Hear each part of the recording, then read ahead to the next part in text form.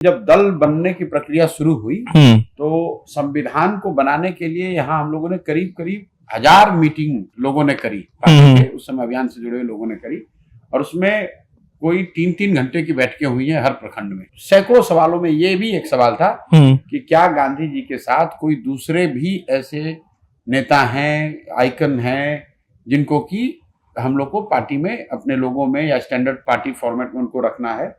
और उसमें नीचे से बात आई कि नहीं, इसमें बाबा साहब का भी पिक्चर होना चाहिए। और बाकायदा इस पर चर्चा होने के बाद ये तय किया गया कि पार्टी के झंडे में और जितने लोगों हैं उसमें महात्मा गांधी के साथ साथ बाबा साहब का भी पिक्चर रहेगा। मैं एक बात आपको हाईलाइट करना चाहता हूं आपके दर्शकों को, ये देश में पहला ऐसा राजनीतिक फॉर्मेशन है जो गांधी और अंबेडकर को एक साथ एक फ्रेम में रख के चल रहा है। क्योंकि पिछले 25-30 सालों में एक बड़ा वर्ग है जो जिसको आप कह सकते हैं जो अम्बेडकराइट्स हैं, जो एससी समाज के लोग हैं, उन्होंने उनकी पॉलिटिक्स का एक आधार रहा है कि पूना पैक्ट और उससे निकली हुई गांधी और अम्बेडकर की मतभेद की बात।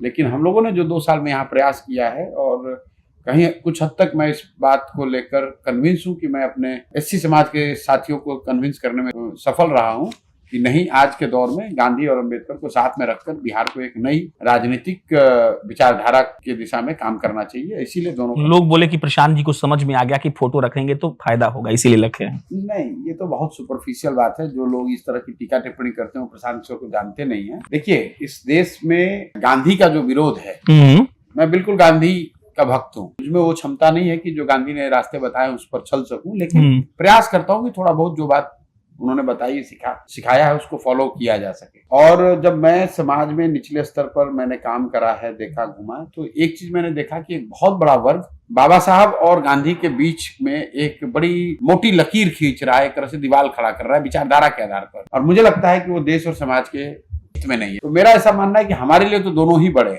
हैं। और मेरा तर्क हमेशा ये रहा है कि अगर आज दोनों ही महापुरुष होते, महात्मा गांधी भी होते और बाबा साहब भी होते, तो क्या वो साथ में काम करते या नहीं करते। और कहीं ना कहीं घंटों घंटा इस पर चर्चा हुई है मेरे पदयात्रा के दौरान भी, प्रखंडों में, जिलों में, गांव में। और धीरे धीरे लोगों ने इस बात को माना कि नहीं, आज के दौर में जब आपकी लड़ाई भाजपा से है विचारधारा के आधार पर भी, तो अगर आज गांधी और बाबा साहब दोनों होते तो दोनों साथ में रहते। और इसीलिए बहुत विचार विमर्श करने के बाद फोटो लगाया गया। सिर्फ फोटो नहीं है, उनके विचारों को भी, विचारधारा को साथ में लाने का प्रयास है। उन दोनों विचारधारा के मानने वालों को साथ में लाने का प्रयास है।